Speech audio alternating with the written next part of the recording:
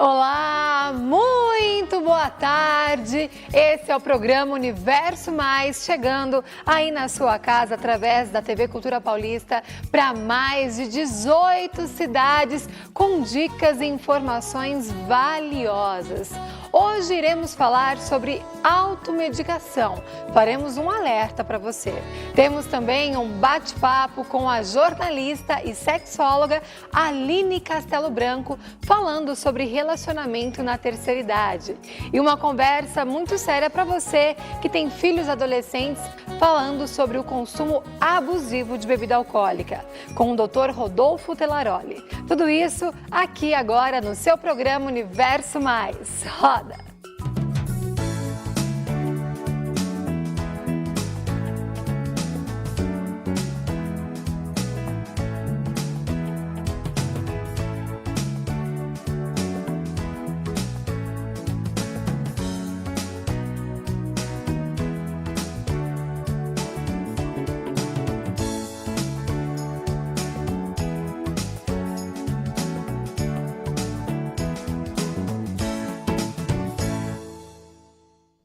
E para começar o programa de hoje, nós iremos falar de um assunto que virou polêmica e tem sido discutido em todo o país: o consumo abusivo de bebida alcoólica.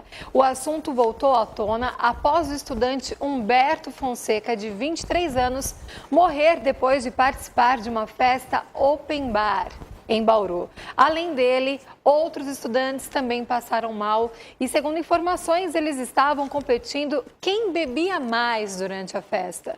O consumo precoce de álcool é um problema de saúde pública no país, começa em média aos 13 anos entre os brasileiros e muitas vezes com consentimento e incentivo dos pais que também bebem. Para falar sobre esse assunto, eu recebo hoje o Dr. Rodolfo Telaroli, que também trabalha com esse assunto junto aos jovens, aos universitários, que já está aqui no estúdio. Seja muito bem-vindo, doutor, tudo bom?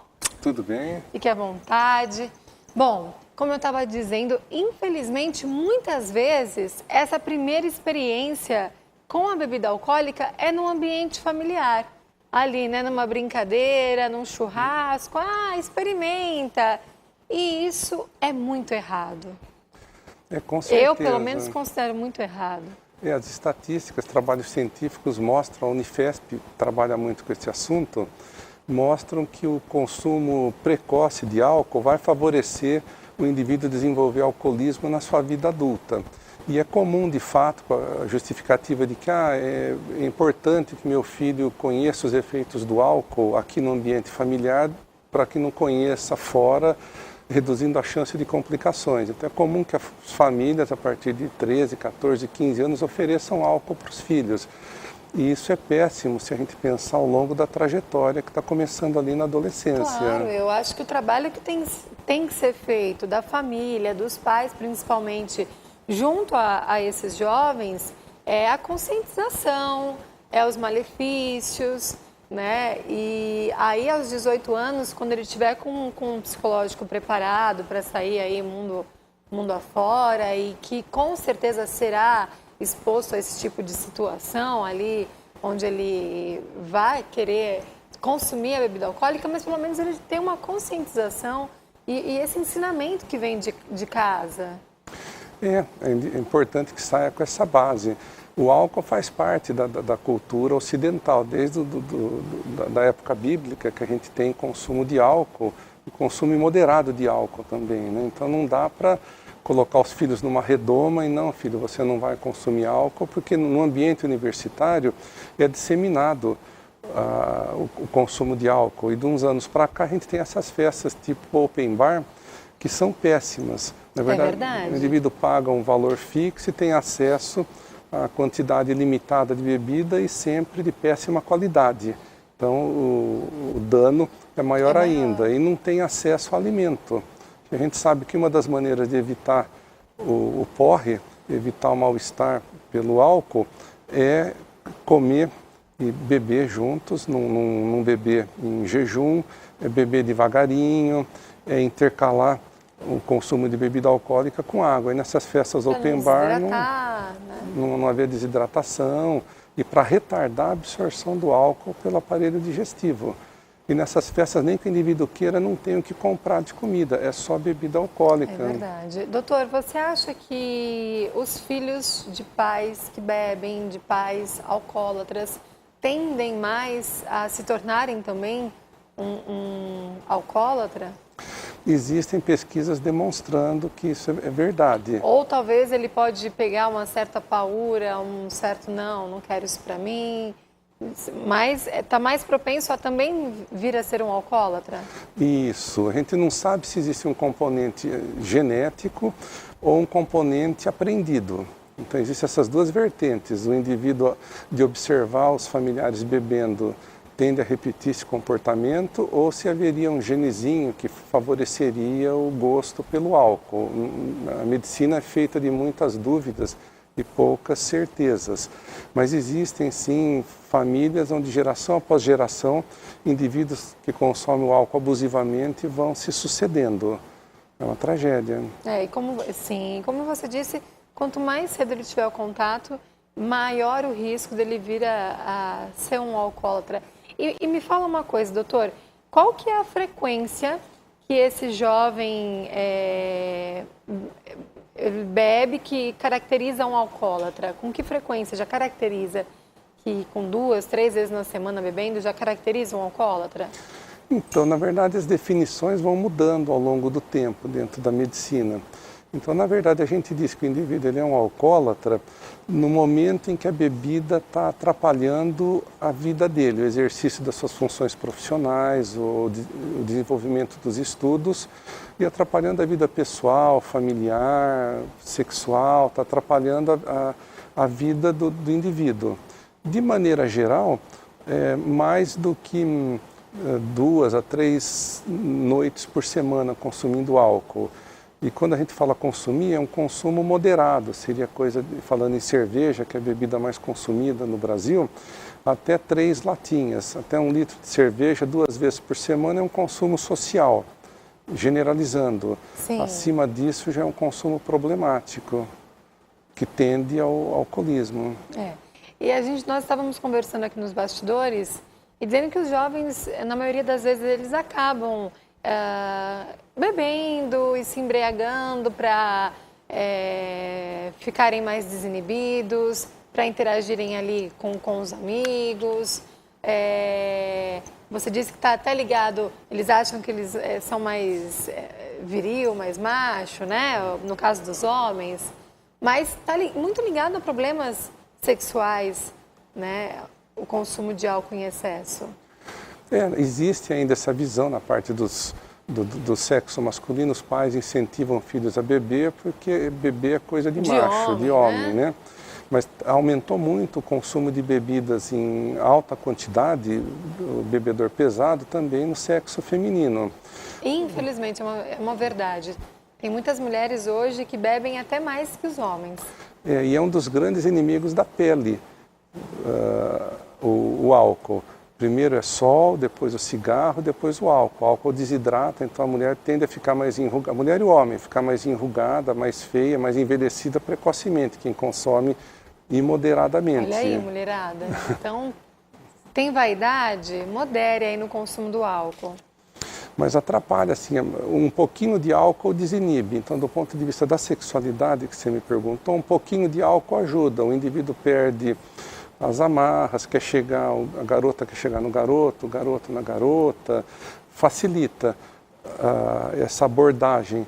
Mas o álcool em excesso, ele faz com que o indivíduo perca a libido, no caso do homem não haja ereção, então atrapalha muito a vida sexual. E quando esse consumo é crônico, e a gente vai ter problemas no fígado, a cirrose, as lesões de fígado, isso gera também as disfunções sexuais no homem e na mulher, mas de maneira permanente, não só durante o porre. Então esses são apenas alguns. Quais são os principais problemas desencadeados ao consumo excessivo da bebida alcoólica? No momento agudo ali da ingestão, a gente pode ter o óbito, como o caso desse rapaz da Unesp de Bauru, né? Como que acontece o coma alcoólico? O que é o coma alcoólico? O indivíduo ele ingere grandes quantidades de álcool rapidamente e existe uma depressão dos centros do cérebro que cuidam da respiração. Então o indivíduo para de respirar. Então tem que ser feito um diagnóstico rápido. O rapaz poderia ter sido salvo, talvez, né? Não dá para ter certeza, se o diagnóstico da parada respiratória fosse feito de imediato e se entrasse com manobras de respiração boca a boca, massagem cardíaca. Mas muitas vezes essa parada respiratória é irreversível. O álcool também, no momento da ingestão aguda, ele pode matar se o indivíduo vomitar e aspirar o próprio vômito. Então isso vai entupir os pulmões, o indivíduo morre sufocado. Muitas mortes de jovens universitários acontecem dessa forma. Em acidentes de trânsito, metade dos que morrem em acidentes de trânsito no Brasil estavam alcoolizados. Olha só. E a longo prazo, o álcool ele vai destruindo as células do fígado. Então o fígado para de funcionar e o indivíduo vai passar a ter os sintomas da cirrose hepática, uma hepatite alcoólica. Vai ficando amarelo, com icterícia, não metaboliza bem os alimentos, começa a ter sangramentos digestivos, vomitar sangue, até que evolui para o óbito. E não é porque o álcool é uma droga lícita que é uma droga boa, né? Então, pode ver que são inúmeros problemas causados aí. E muitas vezes os jovens pensam que vai ser a longo prazo. Não bebo tanto agora. Imaginam que é algo que se for acontecer, que demora muito para acontecer, esses problemas de fígado. E não, né? Dependendo da quantidade que esse jovem ingere o álcool, ele pode desencadear precocemente também um problema no fígado, ou não? Pode, a hepatite ela não demora tanto para acontecer. Então ela pode vir sim, se o indivíduo ingere grandes quantidades, falando da questão do alcoolismo. Alguém que tome um porre por semana, ingere só um dia, mas não as 3 latinhas, mas 20 latinhas, isso não é tão incomum, isso já caracteriza alcoolismo. Alguém com padrão ruim de ingestão, de um porre por semana, vai ter hepatite. Isso vai depender do tipo físico, do sexo, do organismo. E nós citamos as mulheres, né, que vêm cada vez mais bebendo mais, em grande quantidade. E o organismo da mulher, ele não é feito, não aguenta o álcool, né? Ele aguenta menos do que o homem. Então, a mulher com menos volume de bebida ingerida, ela vai ficar alcoolizada, vai ter lesões hepáticas antes do que o homem. E se o homem for mais obeso, o homem ou a mulher, o indivíduo é mais obeso, mais gordinho, como o álcool se dissolve na gordura, ele leva mais tempo para ter os sintomas do porre. Então varia de indivíduo para indivíduo. Alguém de porte maior, mais altura, vai demorar mais tempo, porque ele tem mais volume corporal para se alcoolizar. Então as variáveis são muitas, né? Doutor, você acha que esse consumo em excesso, principalmente dos jovens, também está ligado à publicidade, que hoje está ligada a gente bonita, aos jovens, praia? Praia, mulheres bonitas com pouca roupa. Então existe sim esse fator estimulando, você faz propaganda para vender um produto. Já existem muitas restrições legais no Brasil em relação à publicidade de bebida destilada, mas em relação à cerveja, que é a preferência nacional em termos de bebida alcoólica, as restrições são poucas, porque tem uma cumplicidade do governo que não quer que se venda menos cerveja porque arrecada com a venda da bebida. Então os governos vão fazendo vista grossa, o Ministério da Saúde não... Por conta dos impostos e tudo mais. Só que se botar na ponta do lápis o que o SUS... O que gera, né, gera de gastos, problema na saúde pública. Sem falar do aspecto humanitário das mortes, os dramas familiares. Então o custo social e o custo para o sistema de saúde é elevadíssimo de cuidar dessas pessoas alcoólatras. Aquela mensagenzinha que vem no final da propaganda não adianta nada. Né? Realmente acho que a legislação tem que ser mais firme com essas publicidades de bebida alcoólica. Assim como hoje o cigarro, por exemplo, não existe mais a publicidade de cigarro. E, inclusive, né, nós citamos aqui o comercial do Marlboro, onde tinha o cowboy lá, bonitão. Ele morreu por conta do cigarro. né? Então, tudo isso que a gente vê, esse estilo de vida, não é bem assim, né? Se eles fossem fazer propagandas mostrando normal mesmo ali, o jovem bêbado, pagando mico, a menina vomitando, aí eu queria ver. O Brasil tem, infelizmente, essa herança, isso vem da época da colonização. Tem leis que pegam e leis que não pegam. A lei que proíbe o fumo em ambiente coletivo pegou, isso vale hoje no país. E a lei seca, infelizmente, está patinando ainda. Então tem que a legislação que proíbe a venda de bebida para menores de idade em supermercados. Isso funcionou durante algumas semanas. Hoje, menor de idade consegue comprar álcool em qualquer supermercado aí do país. Pouquíssimos pedem, né, um documento. E você vai para qualquer outro país europeu, para os Estados Unidos, simplesmente se o indivíduo tem uma cara um pouquinho mais de jovem, ele tem que mostrar sua identidade para comprar o seu drink ali no restaurante ou bebida por atacado no supermercado. Então, o Brasil tem muito que avançar ainda na legislação, coibindo o consumo de álcool por menor de idade. Doutor, você acha que as festas open bar, elas devem acabar ou não? Isso é algo de conscientização mesmo do jovem, dos pais, da sociedade? Olha, eu acredito que deveriam acabar, porque é uma coisa muito irracional, de mau gosto, você só beber sem comer. Qualquer ser humano vai passar mal nessas condições. Então é plantar a morte. Agora eu também trabalho de clínica privada na Unesp. E eu acho pouquíssimo provável que qualquer regulamento da parte da universidade, da Unesp, USP, Unicamp, por parte das autoridades, dê conta de eliminar esse tipo de festa. Então acho que tem que fiscalizar, tem que exigir alvará, tudo que não tinha nessa festa de Bauru, exigir estrutura de primeiros socorros quando a festa for muito grande. Então tem que passar a ser cobrado esse tipo de coisa. Mas a família tem que fazer a parte dela. Ou seja, não estimulando o consumo de álcool precocemente, não oferecendo bebida para os seus filhos e orientando. Na hora do jantar, vamos contar o caso do rapaz de Bauru que veio a falecer. Sim. Trabalhar com os filhos esse tipo de situação para que eles, optando por vir a beber um dia, que bebam de maneira responsável.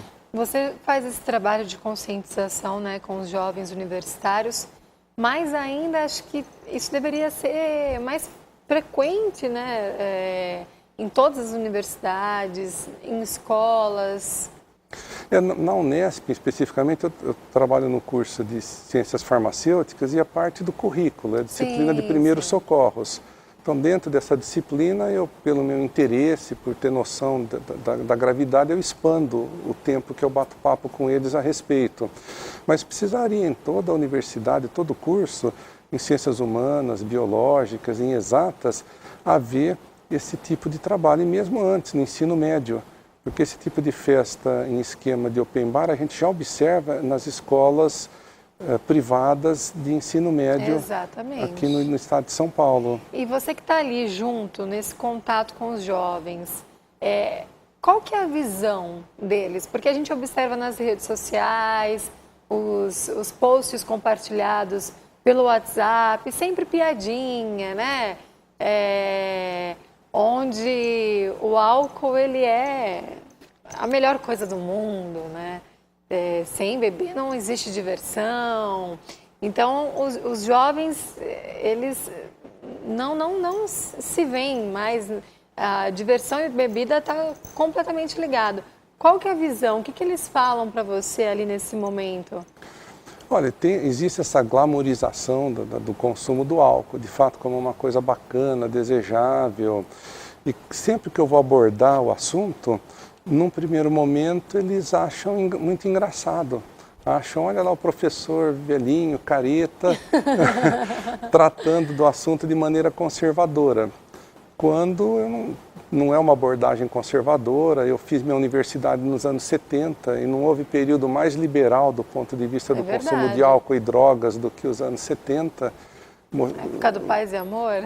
O movimento hippie chegou 10 anos mais tarde aqui no Brasil. Então, não sou uma pessoa conservadora, não. Depois, à medida que eu vou passando as estatísticas, são quase 6 mil mortes por ano no Brasil por conta da ingestão excessiva de álcool. E vou contando casos. O ano passado, 2014, morreu um estudante aqui da Unesp Araraquara. Ele estava alcoolizado, levou um tombo, bateu a cabeça na República, onde estava vendo a festa, e teve uma hemorragia dentro do crânio e faleceu. Então, nada como a gente mostrar que o problema está ali na porta da casa da gente, que não é notícia de jornal, não é só em Ouro Preto, Bauru, Rio Grande do Sul, onde aconteceram as mortes mais recentes, mas que a coisa está na porta da casa, batendo na porta das repúblicas. Aí eu fico feliz se 10% do meu público universitário levar a sério e apreender alguma coisa com aquilo que eu estou passando. Que bom, que bom. Parabéns pelo seu trabalho de, pelo menos ali, plantar sua sementinha de conscientização entre os jovens, que realmente é um assunto sério, é um problema grave que, infelizmente, vem crescendo cada vez mais. Mas adorei a sua participação para orientar aí os pais de casa e também os jovens que estão nos assistindo. Muito obrigada, doutor Rodolfo. Obrigado pela oportunidade, até a próxima. Quero mandar um beijo para a Fabiana, sua esposa também. Bom, nós vamos para um breve intervalo e voltamos já já.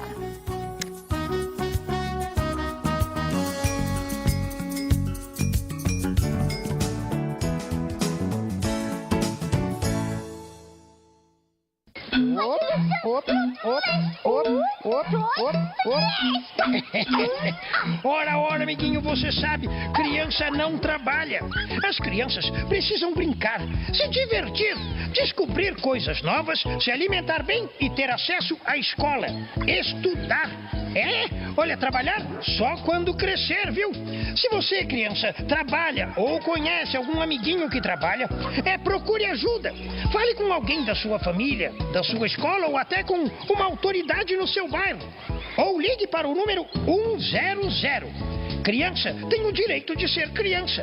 Trabalho infantil é proibido, hein? Vai Vai, denuncie. Disque 100 ou acesse o site www.mpt.gov.br. Você de vestido fresquinho, você com aquele jeans descolado, você com aquela polo incrível, você na moda com a loja Sagrado Coração de Jesus. Há mais de 50 anos vestindo toda a sua família, com grande variedade em marcas e modelos e facilidade para pagamento. Faça uma visita. Rua Princesa Isabel, 1229, no coração da Vila Xavier. Fone 3322-7038. Loja Sagrado Coração de Jesus. Sofisticação e bom gosto vestindo toda a família. Jornalismo de qualidade, com a seriedade e credibilidade de José Carlos Madalena e toda a sua equipe, de segunda a sexta.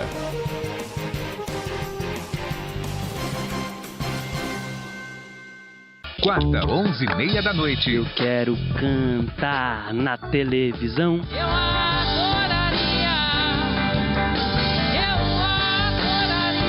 Aumente o som da sua TV, porque a cultura é livre. Muito papo, muita música. Com toda liberdade. Não poderia ser melhor. Quando eu cheguei em casa aquele dia, de repente vi. Tem gente que não pode ver. É te ver feliz. Cultura livre é bacana.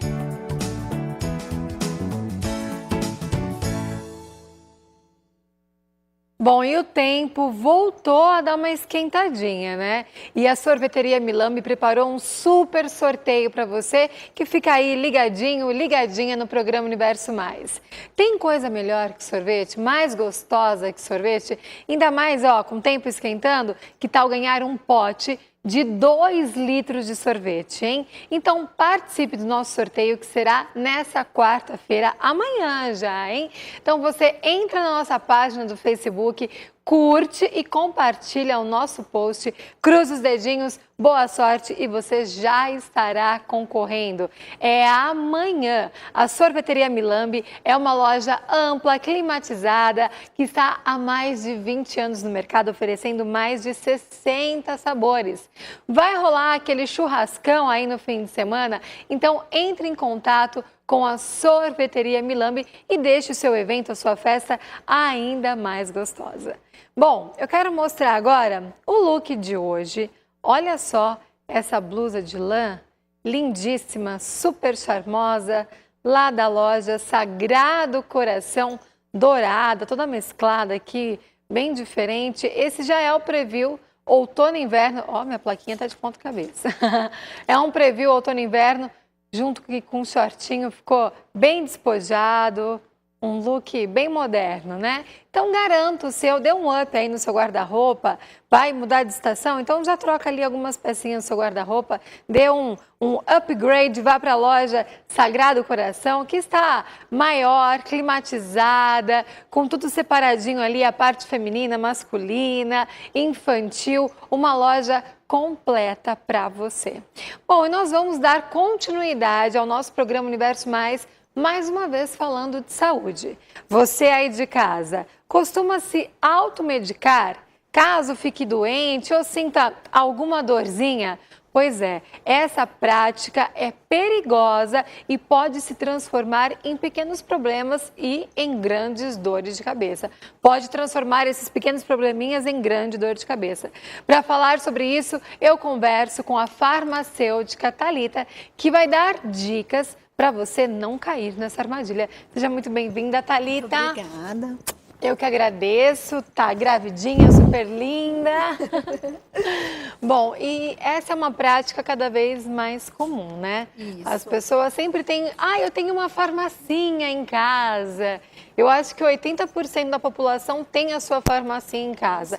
Até que ponto isso é saudável? Na realidade, a gente ter uma farmácia em casa não é saudável, né? Em nenhum ponto. Nem comprou um remedinho de dor de cabeça, nada. Nenhum ponto, porque todos os remédios, eles fazem mal à saúde, né? Então, o que acontece? Quando a gente toma um medicamento, ele tem que ser, obviamente, prescritos por profissionais competentes ao assunto, né? Como, por exemplo, os médicos, né? E os dentistas que são autorizados a fazer prescrição.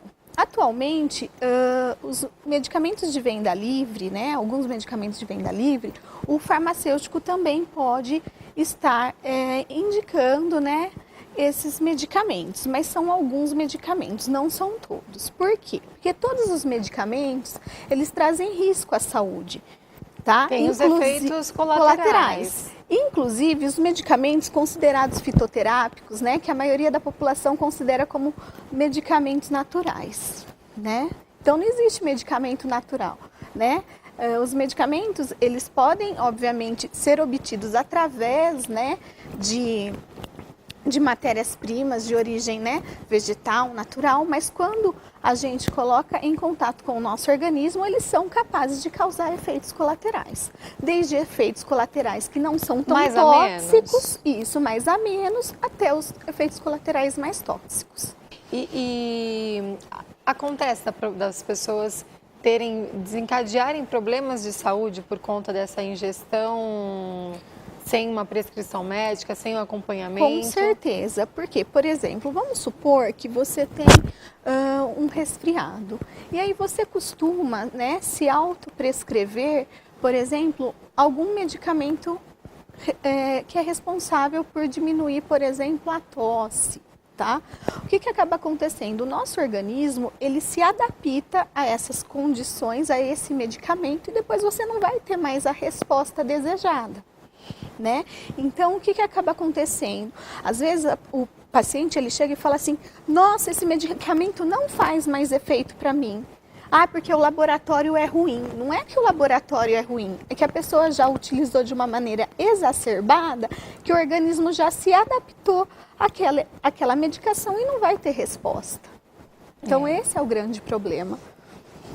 E é cada vez mais comum, né, Thalita? A gente observa que as pessoas hipocondríacas, tem gente que já se sente até farmacêutico, né? Com certeza, então, né? chega alguém em casa, nossa, eu tô com uma dor de cabeça. Não, isso aqui tem um remedinho que é ótimo para você. Com certeza. Então, isso na realidade é um problema cultural, né? A gente percebe que as pessoas se autoprescrevem, né, de uma maneira errônea, né? Até mesmo assim, por exemplo, o meu vizinho tem uma doença X, por exemplo, uma pressão arterial que está elevada. Ah, minha pressão também está alta, então vou tomar o mesmo medicamento dele. A gente percebe que existe isso, o indivíduo, né? eles são diferentes. Com certeza, e um medicamento utilizado para hipertensão jamais deve ser prescrito, né? Utilizado sem uma prescrição médica, né? O médico é o único profissional capacitado para fazer esse tipo de indicação clínica, né? Para um paciente hipertenso, né? Isso acontece muito também, Thalita, com as pessoas que querem emagrecer, né? E acabam... Fica ali fácil os produtos, que queima gordura, para isso, para aquilo. E também pode desencadear muitos problemas. Na realidade, a gente tem os produtos emagrecedores que são controlados, né? Que aí você precisa de uma prescrição médica para serem vendidos. E nós temos os produtos emagrecedores que estão no mercado, né? Que as pessoas usufruem, né? De uma maneira errada. Por quê? Porque os produtos emagrecedores, né? Eles podem trazer efeitos colaterais graves, como, por exemplo, uma hipertensão arterial. Eles podem causar agitação, irritabilidade, né? Por quê? Porque eles são medicamentos que eles têm que aumentar, por exemplo, os níveis de um neurotransmissor que a gente chama de serotonina, né? Para que a pessoa ela perca o quê? O apetite. Sim, né? Sim. E quando você aumenta esses níveis desses neurotransmissores, você acaba, obviamente, tendo efeitos colaterais. Ou mesmo, por exemplo, eu vou utilizar um medicamento que ele aumenta, né, o trânsito do trato gastrointestinal, que provoque, por exemplo, um efeito laxativo, né? É super comum. E um efeito laxativo, ele pode causar, por exemplo, uma desidratação no paciente. Ele pode causar efeitos, por exemplo, intestinais graves. E isso causa um vício também, né? Com certeza, porque os medicamentos emagrecedores, eles são, a maioria deles, eles podem causar e causam dependência, né? Então, obviamente que vira um vício, mas o vício também ele está relacionado, eu acho, não só ao medicamento, mas o que o mundo quer hoje. Então, o que hoje o pessoal quer? Eles querem ser magros. A gente verifica que pessoas que são magras, consideradas magras, um rótulo imposto pela mídia, pela sociedade, elas fazem uso desses medicamentos para se tornarem mais magras, né? E isso acaba causando até doenças e distúrbios alimentares, como, por exemplo, anorexia.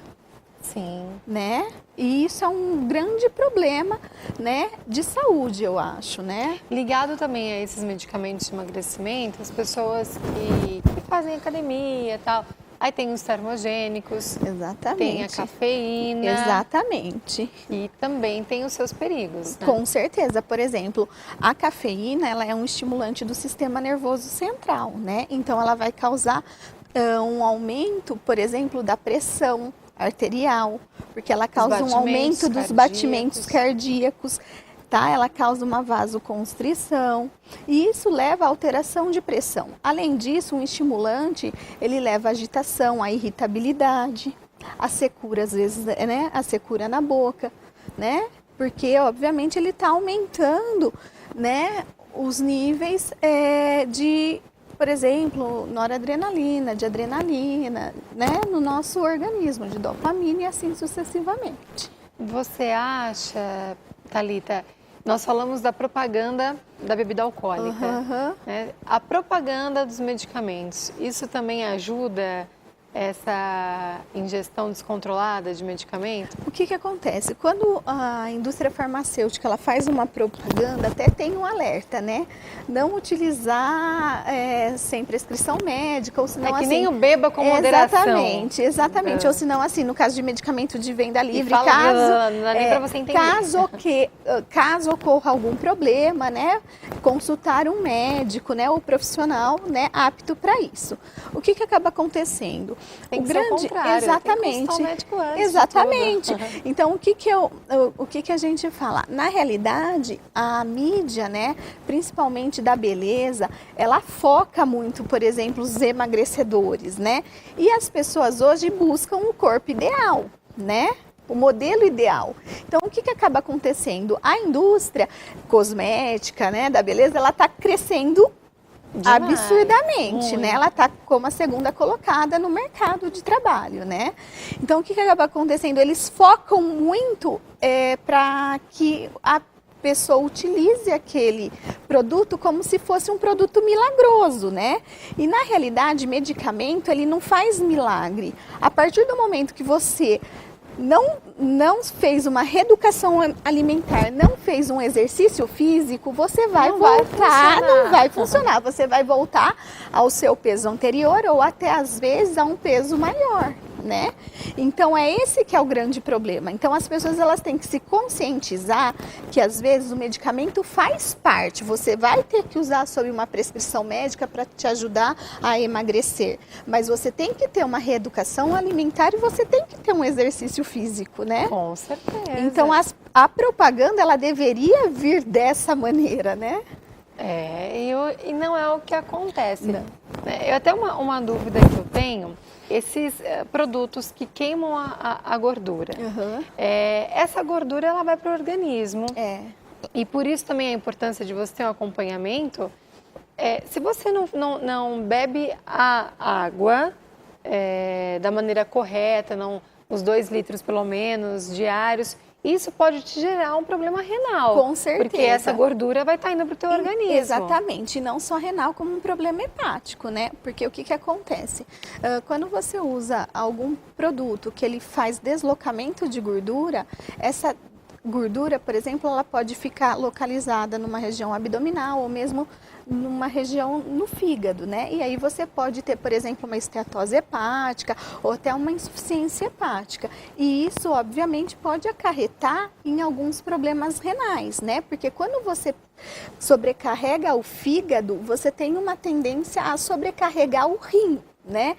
Então, eu sempre falo o seguinte, que um paciente que ele tem uma insuficiência hepática, se ela não for cuidada, ela pode vir a causar insuficiência renal e vice-versa, porque um órgão necessita do outro. Por quê? Sim.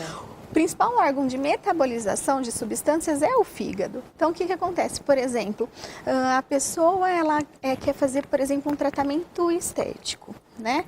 E aí vai ter o deslocamento de gordura. Se ela não fizer junto o tratamento estético, por exemplo, uma dieta, né, livre de gordura, o que acaba acontecendo? Essa gordura se acumula no fígado e gera efeitos graves no fígado, né? Como, por exemplo, a gordura que a gente chama de esteatose. E isso, com o passar do tempo, pode sobrecarregar o rim e te causar uma insuficiência renal e hepática. O que é muito perigoso. Que é muito perigoso. Thalita, é importante ler a bula do medicamento? Sem dúvida nenhuma. Além de ler a bula, né, eu acho que a gente geralmente abre, pega o medicamento, joga a caixinha fora com a bula dentro e tudo. Na realidade, eu sempre falo que é importante ler a bula. Mas como existem pessoas que são leigas, né, no assunto, se tiver dificuldade de entender a bula, porque a maioria das pessoas tem dificuldade de entender a bula. Que hoje em dia as bulas estão bem mais de fácil entendimento do que antigamente. Exatamente, porque teve uma alteração nas bulas, né? Então, a Agência Nacional de Vigilância Sanitária, Anvisa, ela pediu, né, que fosse preconizado as bulas de uma maneira mais fácil para que as pessoas leigas conseguissem entender. Mas eu sempre falo que, às vezes, mesmo estando num termo mais simples, as pessoas têm dificuldade de entender. E essa dificuldade, ela pode ser sanada pelos profissionais da área da saúde. Por exemplo, o farmacêutico está aí para sanar esse tipo de dúvida. Sim. Então, se a pessoa tem dúvida sobre o medicamento que ela está utilizando, nada como consultar um médico, consultar, né, ou o dentista, se for no caso o dentista que prescreveu, ou o farmacêutico, né, que é o profissional. Tem até uma lei que foi aprovada para medicamentos que não tenham a tarja preta. São de vendas livres, os MIPs que a gente fala. Que os farmacêuticos podem prescrever. Exatamente. E aí eles estão aí para sanar esse tipo de dúvida, né? Tanto na área, até mesmo de medicamentos controlados, embora o farmacêutico ele jamais pode prescrever, mas ele tem condição de sanar algumas dúvidas em relação ao medicamento. Então, o ideal é que, mesmo uma dor de cabeça, As cólicas também?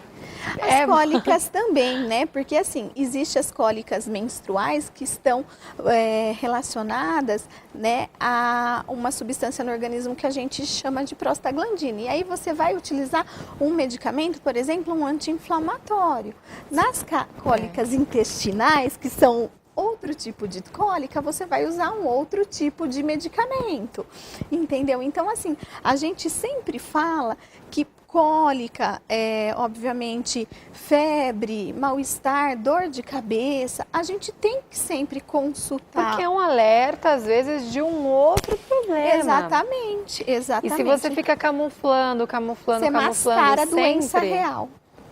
E aí, quando for ver, o problema já tomou uma dimensão maior, com certeza. Bom, então a dica na conclusão desse nosso bate-papo é que a pessoa sempre busca um profissional que esteja apto a te orientar, porque mesmo que você vá, mas tudo que eu tiver eu vou no posto ou no médico, não, como nós dissemos. Então, se não for algo tão grave, vá num farmacêutico. A maioria das farmácias hoje tem o farmacêutico lá presente. É obrigatório. Né? É obrigatório, então você vá lá, converse. Se ele está apto a te orientar, ou o medicamento que você tem que utilizar, ou se você deve procurar um médico. Exatamente. Ele vai orientar, olha, esse medicamento eu posso te ajudar, né? Agora, aquele é melhor você consultar o médico. E muitas vezes a gente até liga para o médico para saber certinho, né? Porque tem que ter essa intercambiabilidade, né? E Thalita, nada de farmacinha em casa, então? Nada de farmácia em casa. Tá, joia. Muito obrigada pela sua participação, Thalita. Obrigada. E tá esperando uma menininha ou um menininho? Uma menina. Ai, que delícia. Vai chamar como? Isadora. Que a Isadora seja muito bem-vinda. Muito obrigada. Bom, e antes de ir para o nosso intervalo, eu gostaria de falar da Vila Copos, porque é lá que você faz a festa. E agora está chegando a Páscoa. Se você quiser fazer ovos para toda a família, ou então ganhar um dinheirinho nessa época do ano, faça os cursos que a Vila Copos oferece. Quer saber dos horários, dias, valores? Curta a página do Facebook da Vila Copos e fique por dentro de todas essas informações, além de receitas deliciosas que você também encontra na página. Além de tudo isso que eu falei, tem fácil estacionamento, localização privilegiada, bem no coração da Vila Xavier. Vila Copos, porque a vida é uma festa. Nós vamos para um breve intervalo de apoio e voltamos já já falando de relacionamento na terceira idade. Olha que assunto bacana, hein? Não sai daí.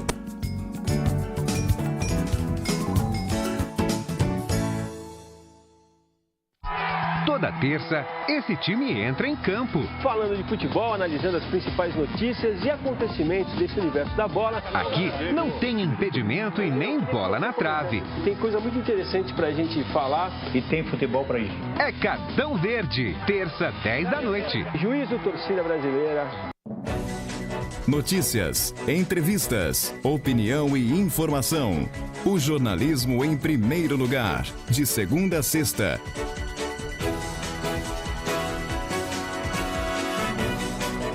Bem-vindos à Ilha de Sodor. Thomas e seus amigos têm um trabalho muito importante. É uma tarefa muito especial. Divertir o seu dia sem sair dos trilhos. Aposto que posso fazê-lo rir. Ficamos felizes em ajudar todos juntos. De segunda a sexta, no Quintal da Cultura. É um lugar perfeito. E sábado, meio-dia. Tá pronto pra rolar? Prontinho, Thomas! Assassinato, trabalho escravo, racismo, homofobia, prostituição infantil, pedofilia, tráfico de crianças, estupro, genocídio.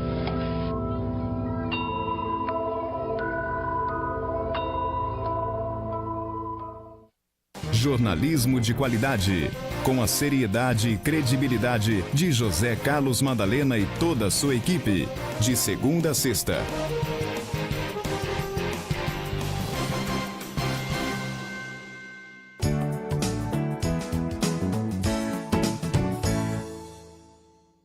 Bom, eu quero falar de algo muito gostoso, que são os bolos da Sodier Doces.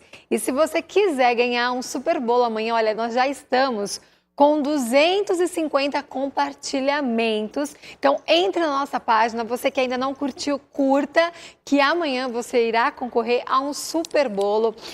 Na semana passada, a Vera Cruz ganhou o bolo, já postou lá no Facebook, delicioso, disse que, olha, lambeu até os dedos de tão gostoso e saboroso que são os bolos da Sodier Doces, viu?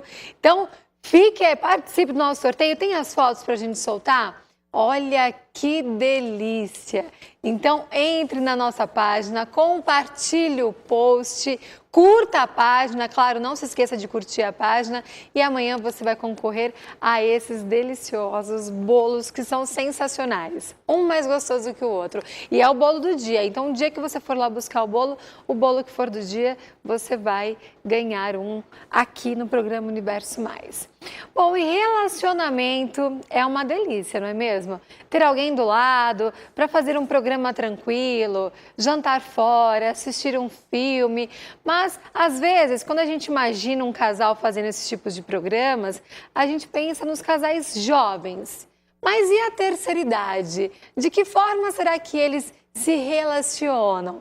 Para entender um pouco mais sobre isso, eu chamei a nossa querida baiana, jornalista, sexóloga, Aline Castelo Branco, que vai bater um papo gostoso aqui com a gente e tirar as nossas dúvidas sobre esse assunto. Que delícia te receber aqui. Obrigada. Minha querida. Prazer é meu. Bom, a nossa expectativa de vida está aumentando cada vez mais e a gente tem que ter qualidade, né? Aí, na nossa terceira idade e de que forma que vem sendo tratado essa questão do relacionamento na terceira idade? Olha, assim, primeiro ainda tem muito preconceito, né, com a relação, porque a sociedade, ela diz que o homem e a mulher idosos, eles são incapazes, né, são caracterizados como incapazes de manter uma relação. Isso por quê? Porque a gente tem a mulher que foi feita para procriar, né? A mulher tem que ser feita para gerar o filho, né? E o homem para sentir tipicamente o prazer. E quando você chega nessa fase, Dani, da terceira idade, a fase mais da velhice, a gente acaba sendo subjugada, né? Acha que é impossível você se relacionar com alguém, de você namorar, de você sair de mãozinha dada, de você ir pro cinema. Ai, né? É lindo ver isso. Pois é, muito bacana. Só que assim, tem mudado esse conceito, essa concepção, né? Acho que os idosos, eles estão se dedicando mais a isso e estão arriscando mais, né? A se envolver e a se relacionar dessa maneira. Aline, nós temos um vídeo, eu gostaria que vocês soltassem pra gente, por favor, pra gente assistir um vídeo bem bacana que a Gabi separou pra gente. Solta. Depois que eu perdi a minha esposa, depois de 2 anos, um colega meu me convidou. Aí fui lá e achei um monte de colegas, de amigos que estavam lá, aquela coisa. Aí me enturmei com o pessoal, e, como diz Caí na gandaia.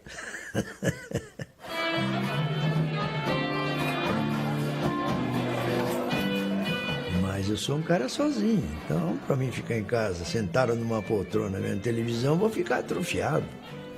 Eu achava, até hoje eu acho ela linda, né, bonita, porque não é por ser minha esposa, mas a pessoa loira, geralmente ela se destaca mais na sociedade, não sei se você concorda.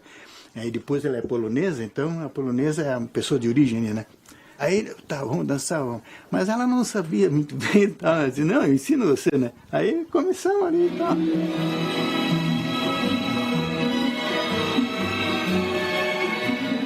Como eu tinha vontade no momento de pegar nas mãos dela, mas pensei, poxa, a pessoa é tão distinta que não merece o procedimento que eu tinha com outras pessoas, né? Se eu tivesse condições, eu colocaria ela numa redoma de vidro, não deixaria ninguém nem passar perto dela. Eu não danço só com ele, tem bailes que às vezes eu danço. Amigos, venham junto, eu estou junto com ele, eles vêm me tirar para dançar. Às vezes ele não se acerta muito, mas eu tenho uns parceiros que a gente divide o salão. Não é porque eu tenho 66 anos que eu não sinto mais nada, muito pelo contrário. Mas é como eu torno a repetir, se você não tiver um sexo de qualidade, é melhor você não tê-lo. Quando a gente era mais novo era tudo bem, era coisa rápida, aquela coisa toda. Agora não, agora tem que ter muito carinho, sabe? Senão não vai a coisa, menina. Eu acho sim que para você encontrar teu amor, não tem hora, não tem idade, né? Ele chega assim de repente, você vai entender que ele é a tua cara metade, e aí vai. Se eu tivesse um coração que tivesse ainda a ilusão, não sei, coragem pra recomeçar no amor, bobagem, pois amor é só um.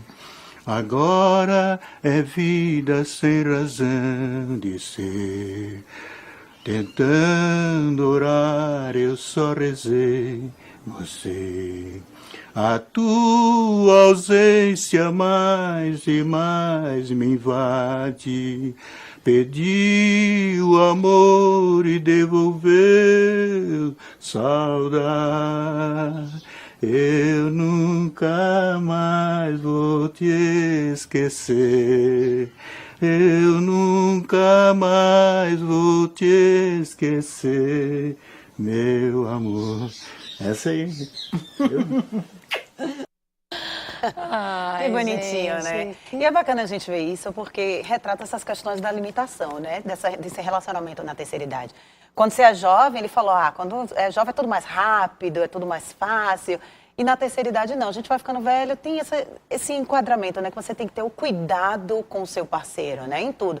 Ou seja, na forma de amar, na hora do sexo, na hora do convívio dentro de casa. Então essa é a diferença dessa relação mais velha, né, dos idosos, com a relação mais jovem. Eu acho que o relacionamento na terceira idade, ele é até muito mais importante, porque é uma época onde você está...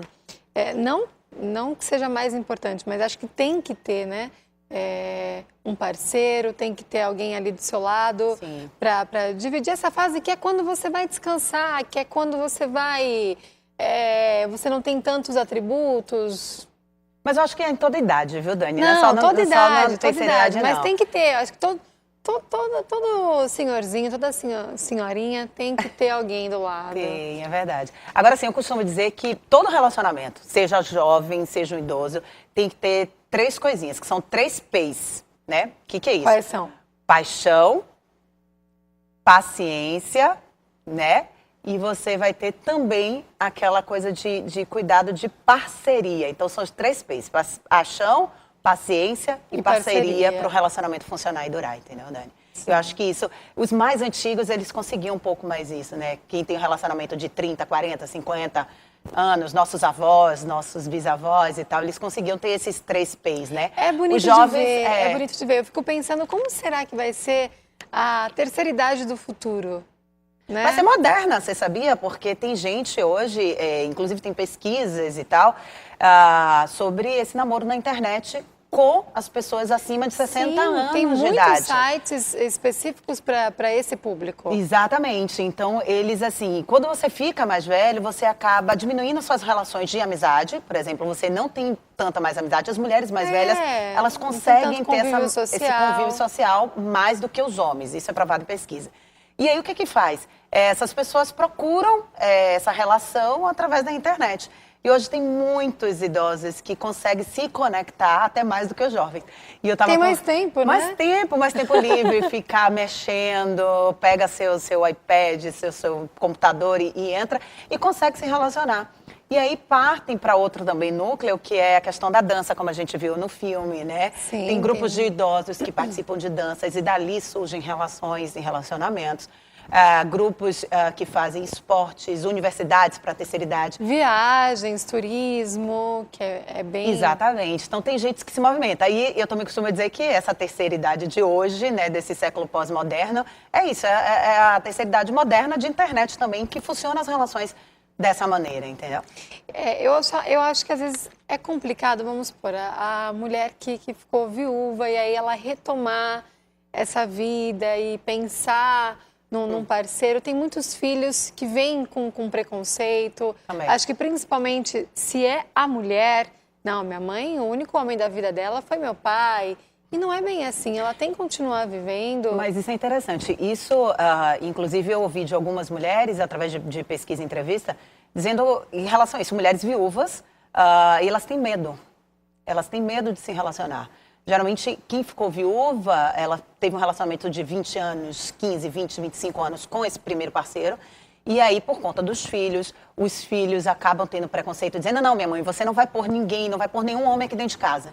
Então, essa mulher já começa a ficar mais retraída, não procura se envolver, também não quer, sabe, procurar outros parceiros, ir para um barzinho, por exemplo, sair com as amigas, viajar. Então, ela se fecha nesse ciclo e não desenvolve a relação. Aí vai ficando mais velha. Hoje tem mulheres, eu conheço mulheres de 50, 55, 60 anos que não se envolvem justamente por conta disso. Ficaram viúvas, os filhos proíbem, e elas acabam se acomodando e fica com a vida estagnada.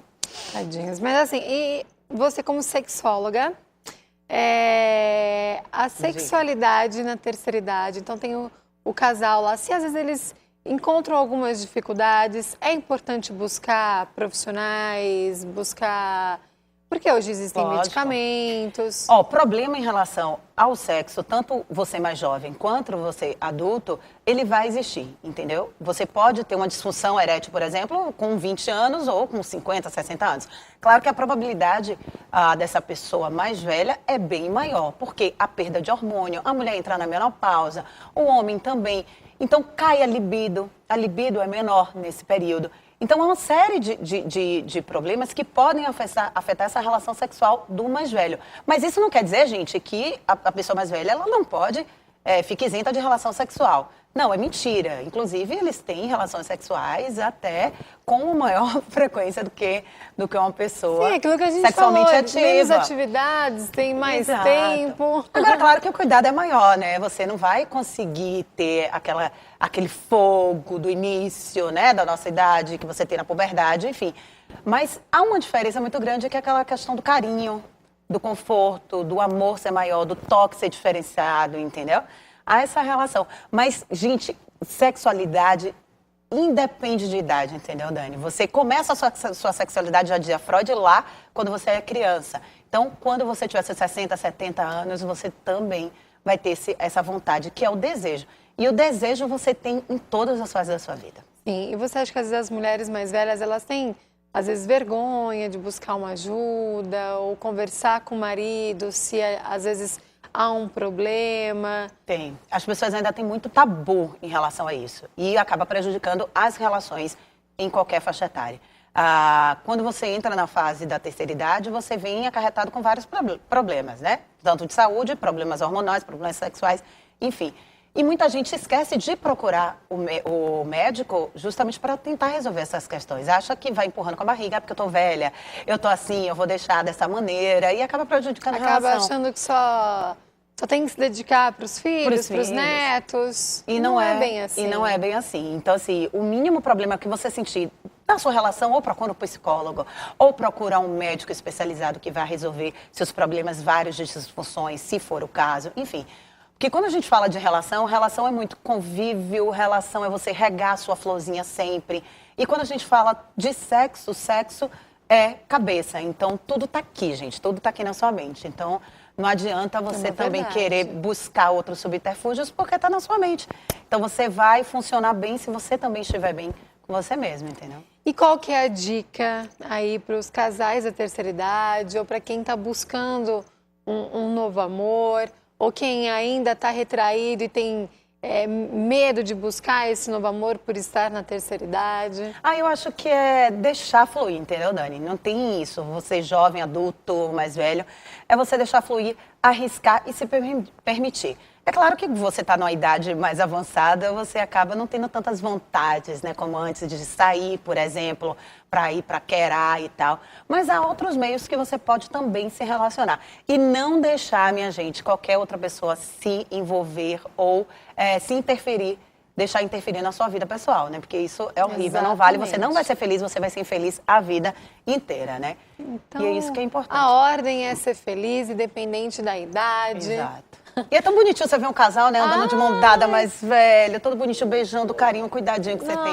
com o seu parceiro. É bom, é lindo, né, mesmo, é inspirador, né? Eu quero um futuro assim. Você quer, né? Um parceiro pra vida toda, pra ficar assim, né? Quem não? Todo mundo. Minha linda, adorei te ter aqui, obrigada, recebê-la.